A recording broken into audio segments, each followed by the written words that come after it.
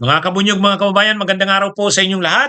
Welcome po sa isa na namang episode nitong ating talakayan dito po sa Attorney Enzo Bunyog. Kung hindi pa po kayo nakasubscribe sa Attorney Enzo Bunyog, subscribe na po kayo. Kung ito po, napapanood din po tayo sa Informador Meta or Facebook page. Kung hindi pa po kayo nakafollow, follow na po kayo. Mga kabunyog, mga kababayan. So ito,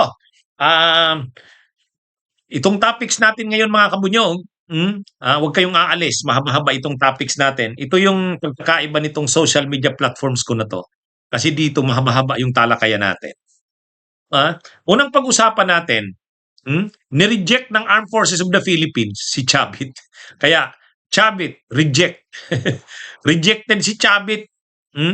Kasi sumulat si gumawa ng open letter si Chavit sa AFP. Matapos ito yung kanyang press con. Ay di ba nag-press con si Chavit nung January 5 ba yun? Nag-press con siya sa Club Filipino para manawagan na magkaisa na daw ang mga mamayang Pilipino. One time, big time, mag-rally na daw. Kasama daw ang simbahan, pangunahan daw ito ng mga kabataan. Tapos may sulat siya sa mga military sa AFP na sumama, protektahan ang mamamayan, ipagtanggol ang mamamayan. Ang ibig sabihin niyan, sumama na sa mamamayan. Kung ang mamamayan ay magrarally, sumama na ang AFP. Parang ganun yung sinasabi ni Chavit sa sulat niya sa AFP kila Browner. Ang AFP ay protector ng mga tao, nagsiserve sa mga tao. Kaya kung ang mga tao ay magmamarcha papuntang Malacanang, one time, big time na rally, sumama na ang military, mag-withdraw na rin ng support. Itong ito ni Chavit, nagbo-border na naman ito sa nagbo-border na naman ito sa tawag diyan, sa sedition. Tapos pag kinasuhan mo ng sedition, magrereklamo na, bakit kami kinakasuhan? Ito namang mga ito eh. Siyempre, manawagan ka ba naman sa military na mag-withdraw na ng support? Eh di siyempre, sedition yan, inciting to sedition. Anyway, ang gustong mangyari ni Chavit, inuudyukan niya, sinasabihan niya ang military na sumama na. Kaya lang, ang sabi ng AFP, ang tagapagsalita ng AFP nagsabi, sa kasi si Chief of Staff ng AFP, Browner, sabi ni General Browner, wag nyo kaming isama dyan. I-insulate nyo kami, wag nyo kaming isama dyan sa politika. Civilian authority shall at all times be supreme over the military. Dapat mas nakakataas ang civilian authority. Kaya sabi nila Browner, sabi kay Chavit, kung pwede, wag silang idadawit dito. Parang ganito, wag mo kaming idawit, Chavit. Isasabit mo kami, Chavit. Kasi totoo naman, kapag in-entertain niya nila Browner, sasabit sila niyan. Ang sinasabi nila Browner kila Chavit, wag silang isama na diyan. I-insulate, wag isama sa mga politika-politika na yan. Kaya ni-reject ng AFP yung panawagan ni Chavit. Ang politikaan niya ay sa mga lang yan, sa sibilyan, sa politiko. Pero sa kanila, sa military, hindi dapat. Dapat hindi sila masangkot dyan sa mga politika-politika na yan. Hindi maganda. Kasi dapat ang AFP ay hindi nagagamit sa politika. Lalo na ngayon na mainit ang sitwasyon sa politika sa bansa, dapat ang AFP ay hindi ma-identify sa mga ganyan na Kaya sinasabi ng AFP kay Chavit, wag niyo na kaming idawit diyan, Chavit. Kami, sinusunod namin ang chain of command. Ito kasing sila Chavit eh. Hindi kasi nila makuha ang suporta ng tao. So ito na ngayong mga military ang kinukumbinsi nila na mag-withdraw na ng military support. Ang gusto nila gayahin yung ginawa noon ni Angelo Reyes noong 2001 kay ERAP at saka ni PNP chief pa noon si Pampilo Fing Lacson. Kaya lang iba naman yung sitwasyon noon. Iba naman yung sitwasyon noon sa ngayon. Kaya itong si Chavit, ha? Itong si Chavit, pag nakasuhan na naman ito ng inciting to sedition, magrereklamo na naman ito. Sinabi na yan ni Yussi Claire Castro. Yang mga ginagawa na yan ni Chavit ayon kay Yussi Claire Castro, posibleng mahulog yan sa inciting to sedition. Posibleng mahulog yan. Kasi nananawagan ka ng withdrawal ng military support sa gobyerno, sa administrasyon, sa nakaupong presidente. O ano ba yan? Di ano yan, inciting to sedition. Yun, sabi ni Yussi Claire Castro. Ako as a lawyer, ang opinion ko, posibleng yan, makasuhan siya dyan ng inciting to sedition.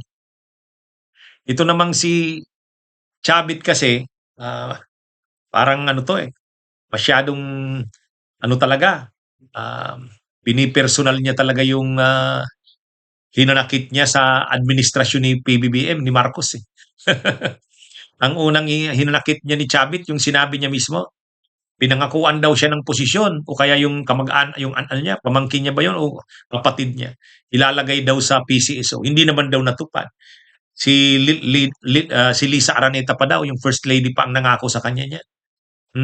Pagkatapos naman pumunta sila ng Japan, kasama daw siya sa ng Pilipinas.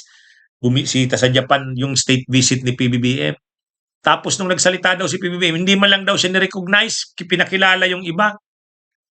Tapos sabi ni Sandro Marcos, Dad, nakalimutan mo si Manong Chavit. Hindi daw hindi pa rin daw talaga siya binanggit, kaya yun ang ginanakit ni Chavit eh. Kaya sa totoo lang, ang kanta yata ni Chavit, may hinanakit ba ako sa'yo? Pero mayroong lumabas ngayon.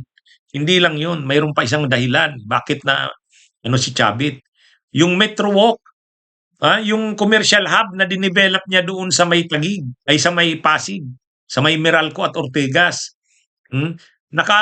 Yan pala, 5,000 square meters yan, kalahating hektarya, nirerenta niya doon sa 18 hectares na property ng gobyerno, yung ano ba yun? Anyway, yung sinikwester ng gobyerno sa mga Marcos noong 1986. Kaya nagli-lease sa gobyerno. Ang problema, yung Metro Walk, nung nagli-lease sa gobyerno ngayon, hindi na pinarenew.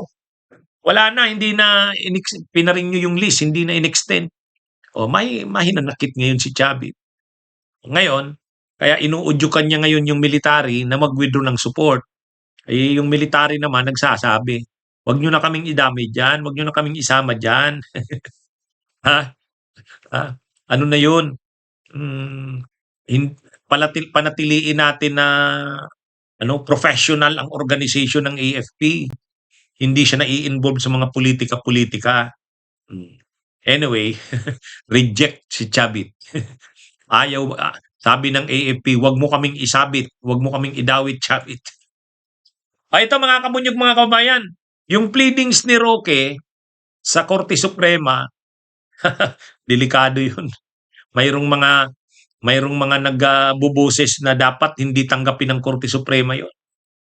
Bakit? Ang tinutukoy natin dito yung memorandum. Pinasubmit kasi ng memorandum ng Korte Suprema ang kampo ni Duterte. Tungkol ito dun sa pag-aresto kay Duterte. Yung pag-aresto kay Duterte kay Digong noong March 11 at pagdala sa ICC. Mayroong mga petitions na final, si Paulo Duterte, si Pulong, si Baste, mayroon. Si Kitty Duterte, mayroon. Habeas corpus ang final nila, petition for habeas corpus. Ngayon, inorderan sila ng Korte Suprema, yung respondents at saka yung petitioners, na mag-submit ng memorandum. Kailangan pa bang desisyonan yun o remote and academic na dahil nandun na si Duterte sa ICC? Ngayon, sa memorandum na sinabmit ng kampo ni Duterte, yung para kay Pulong, kay Baste at sa kay Kitty, ina-argue nila doon na kahit hindi moot and academic yan, dapat lakarin, gawin ng paraan ng gobyerno, orderan ng Korte Suprema ang gobyerno ng Pilipinas na lakarin sa ICC na ibalik si si Duterte kasi illegal at unconstitutional ang ginawa. Yun yung laman ng petisyon. Nag-petition sila Baste, sila Pulong at sila Kitty Duterte sa Korte Suprema na i-declare na unconstitutional, invalid, illegal yung ginawa kay Duterte. Pagkatapos ay orderan ng Korte Suprema ang presidente, ang gobyerno na lakarin sa ICC na ibalik sa Pilipinas si Duterte kasi illegal nga ang ginawa. Oh, yan yung yan yung yung petition ni Pulong sa ni Baste at ni Kitty. Ngayon, pinasasubmit ng memorandum. Ang gumawa ng memorandum si Roque. Habang nasa abroad yata siya, ginawa niya. Pinirmahan niya habang nandun siya. Ang problema dyan, sinubmit niya ngayon sa korte. Ang nakalagay doon, Harry Roque, ang signatory na council. Nila Kitty, nila Pulong at nila Baste. Problema, hindi naman pwedeng pumirma si Roque kasi may ruling na ang Korte Suprema na kapag fugitive ka from justice, hindi ka pwedeng mag-avail ng remedy sa korte. Hindi ka pwede kasi fugitive ka from justice. Ngayon ang tanong, kung lawyer ka, pwede ka pa bang magperma ng mga pleadings sa kliyente mo? Ang opinion ng mga lawyers, karamihan, kung ikaw nga hindi ka na pinapayagang mag-avail ng remedies mo, kung ikaw ang sangkot, ay di lalo na yung kliyente mo. Hindi mo pwedeng ikaw yung pumirma doon. Kasi bawal ka nang mag-avail ng mga remedy sa korte. Kahit yung kliyente mo, lawyer ka, hindi ka na pwedeng tumayo para sa kanya. Kasi, fugitive from justice, yun ang parusa sa'yo na ka. Kung gusto mong mahawakan ang kaso ng mga kliyente mo at kung gusto mong maipagtanggol ang sarili mo, mag-avail ng remedies, bumalik ka sa Pilipinas, huwag kang maging fugitive from justice. Yun yung yan yung ruling ng Korte Suprema doon. Kaya sabi ng mga lawyers, hindi dapat tanggapin yung sinubmit ni Roque na memorandum. Kasi, yun kung ikaw nga ay hindi pwedeng mag-avail ng remedies kasi fugitive from justice ka, bakit ka pipirma doon sa pleadings nila Baste, nila Pulong at sa nila Kitty Duterte? Yan mga kabunyog, mga kababayan. Kaya lalabas niyan, yung pleadings ni Roque sa Supreme Court, scrap of paper. Scrap of paper. Yun? Walang silbi yun, walang saysay yun. Kawawa naman sila Pulong, yung sinubmit nila sa kanila Baste, scrap of paper ang lalabas. Bakit kasi ito naman si Roque, pwede naman pumirma para doon si Torion. Pwede naman pumirma sila Lambino, sila Topacio, kaya si Jimmy Bundok. Bakit siya pang kailangan pumirma? Ito naman si Roque. Papahamak niya tuloy yung memorandum ng kanyang ng pamilya Duterte. Wala yon, abangan natin kung anong magiging aksyon ng Korte Suprema. Baka sabihin ng Korte Suprema, hindi ito pwede kasi yung lawyer dito, yung counsel, hindi naman pwede kasi fugitive from justice. Abangan natin mga kabunyog, mga kababayan. Okay, ito pa. Naisahan ni Senador Kiko Pangilinan ang mga inchik, yung mga Chino. Naisahan. Bakit? Di ba kasi nag-comment si Senador Kiko Pangilinan doon sa drill ng China. Pinaikutan ng China yung Taiwan. Nag-drill. Ngayon, ang tinitingnan, parang nagdi-drill na talaga yung China kasi sasakupin na ang Taiwan reunification sa 2027. Next year na yan. Ngayon, nag-react dyan si Senador Kiko Pangilinan. Sabi ni Senador Kiko Pangilinan,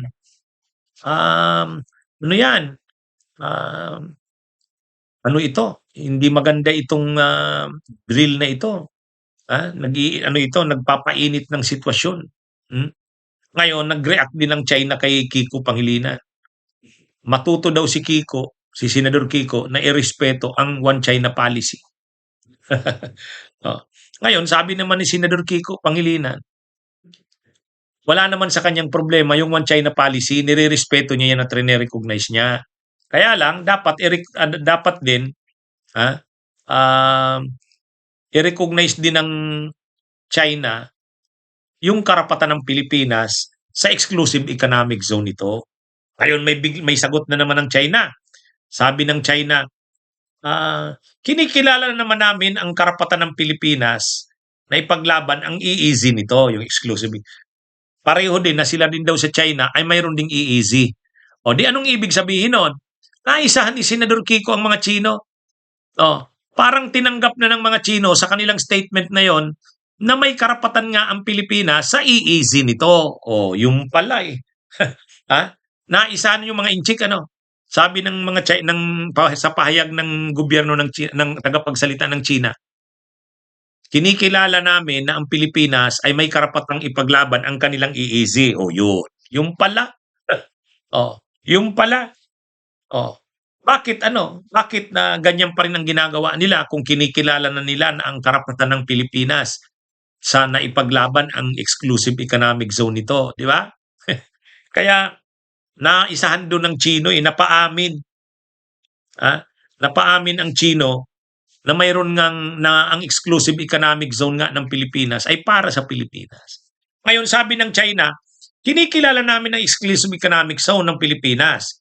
Pero ang China may exclusive economic zone din. Totoo naman yun. Ang China may exclusive economic zone. Ang Pilipinas mayroon. Ilang sukat ba yan? 200 plus nautical miles yan mula sa shore. 200 plus nautical miles yan ang EEZ. Kaya yung EEZ ng China, magsukat din siya ng 200 nautical miles mula sa kanyang shore. Yung lampas doon, hindi na kanya yon. Ang problema kasi sa China sa 9-dash line, lampas na sa kanyang EEZ, kiniklaim niya pa. Ang Pilipinas, ang kinikilala lang naman natin na mayroon tayong karapatan dun sa 200 plus nautical miles natin. Yung China, kinakamkam niya, yung 9-dash line, lampas na sa kanyang EEZ. Matindi hanggang Pilipinas ang kanyang EEZ. Kaya yung sinasabi ng China, kinikilala daw nila na ang Pilipinas may right sa EEZ. Okay.